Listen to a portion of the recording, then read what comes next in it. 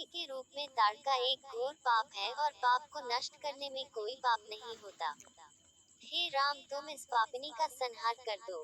प्रातः काल स्नान, संध्योपासनादि कार्यों से निवृत्त होकर राम और लक्ष्मण गुरु विश्वामित्र के साथ सरिता तट पर पहुँचे।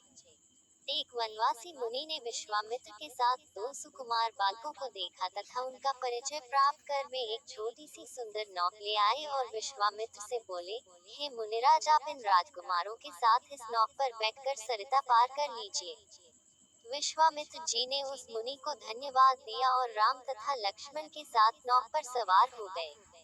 इस प्रकार वे सागर से मिलन की आतुरता में कलकलनाद के साथ दौड़ती जा रही उस नदी को पार कर गए।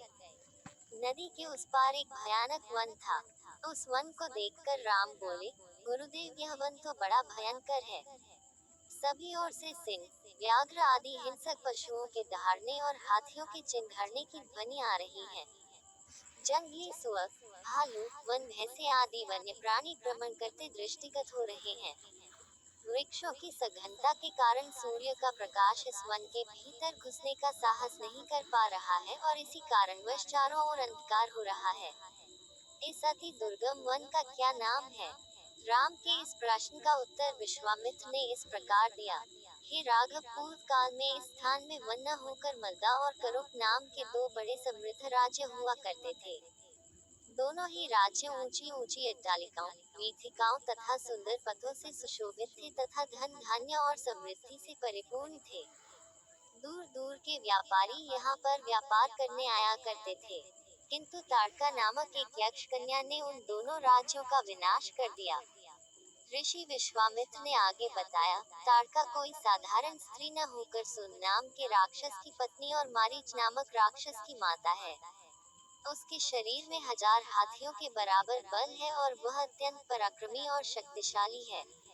इस प्रदेश को नष्ट करने के पश्चात ताड़का ने अपने पुत्र मारीच के साथ मिलकर यहाँ के समस्त निवासियों को मार कर खा डाला।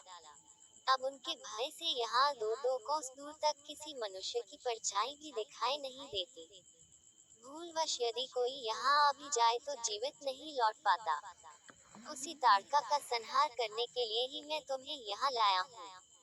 राम ने आश्चर्य से पूछा, गुरुदेव, स्त्रियां तो कोमल और दुर्बल होती हैं, फिर ताड़का में 1000 हाथियों का बल कैसे आ गया? ऐसा प्रतीत होता है कि अवश्य कुछ न कुछ रहस्य है। विश्वामित्र बोले, वत्स, तुम्हारा कथन सत्य है और वास्तव में इसके पीछे एक रहस्य है। सुकेतु नाम का एक अत्यंत बलवान यक्ष था। वह संतानहीन था, अतः संतान प्राप्ति के उद्देश्य से उसने ब्रह्मा जी की कठोर तपस्या की। उसकी तपस्या से प्रसन्न होकर ब्रह्मा जी ने उसे संतान होने का वरदान दे दिया। परिणामस्वरूप ताड़का का जन्म हुआ। सुकेतु के द्वारा ताड़का के अत्यंत बली होने का वर मांगने पर ब्रह्मा जी ने उसके शरीर में 1000 हाथियों का बल दे दिया। विवाह योग्य आयु होने पर सुकेतु ने ताड़का का विवाह सुन नामक राक्षस से कर दिया और उससे मारीच का जन्म हुआ। मारीच भी अपनी माता के समान बलवान और पराक्रमी था। वह सुन राक्षस का पुत्र होकर भी स्वयं राक्षस नहीं था, किंतु बाल्यकाल में वह बहुत उपद्रवी था। ऋषि मुनियों को अकारण कष्ट दिया करता था। उसके उपद्रवों से त्रस्त होकर एक दिन अगस्त्य मुनि ने उसे राक्षस हो जाने का शाप दे दिया। अपने पुत्र के राक्षस गति प्राप्त हो जाने से सुंद अत्यंत क्रोधित हो गया और अगस्त्य ऋषि को मारने दौड़ा। इस पर अगस्त्य ऋषि ने शाप देकर सुंद को तत्काल भस्म कर दिया। अपने पति की मृत्यु का बदला लेने के लिए ताड़का भी अगस्त्य ऋषि पर झपटी। इस पर अगस्त्य ऋषि ने शाप देकर ताड़का के सौंदर्य को नष्ट कर दिया और वह अत्यंत कुरूप हो गई। अपनी कुरूपता को देखकर और अपने पति की मृत्यु का बदला लेने के लिए ताड़का ने अगस्त्य मुनि के आश्रम को नष्ट करने का संकल्प किया है। अतः हे राम, मैं तुम्हें आज्ञा देता हूँ कि तुम ताड़का का वध करो।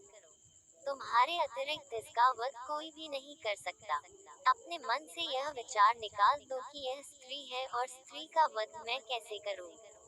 स्त्री के रूप में यह एक घोर पाप है और पाप को नष्ट करने में कोई पाप नहीं होता। समस्त संशय को त्याग कर मेरी आज्ञा से तुम इस पापिनी का संहार कर दो। राम ने कहा, गुरुदेव, आपकी आज्ञा मुझे शिरोधार्य है। समस्त मानवों के कल्याण के लिए मैं अवश्य ही ताड़का का वध करूंगा। इतना कहकर राम ने अपने धनुष पर बाण रखकर उसकी प्रत्यंचा को कान तक खींचकर भयंकर टंकार किया।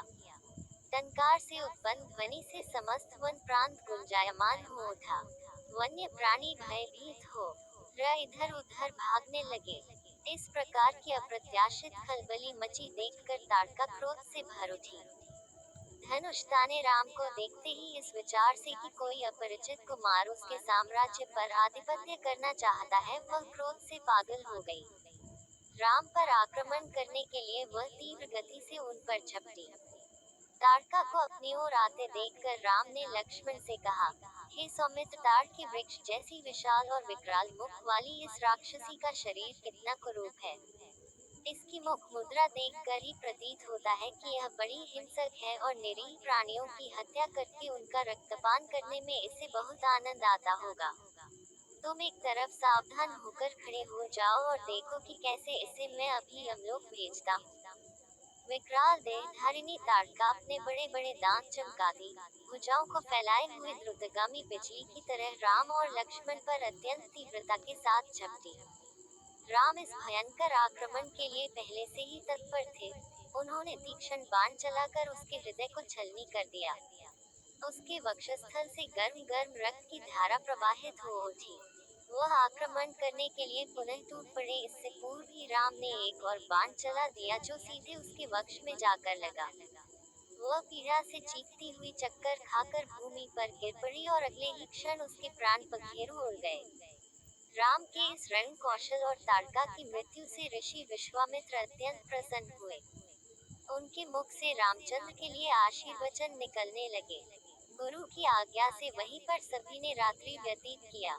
प्रातःकाल उन्होंने देखा कि ताड़का के आतंक से मुक्ति पा जाने के कारण उस वन की भयंकरता और विकरालता समाप्त हो चुकी है। कुछ समय तक उस वन की शोभा निहारने के उपरांत स्नान पूजन से निवृत्त होकर वे महर्षि विश्वामित्र के आश्रम की ओर चल पड़े।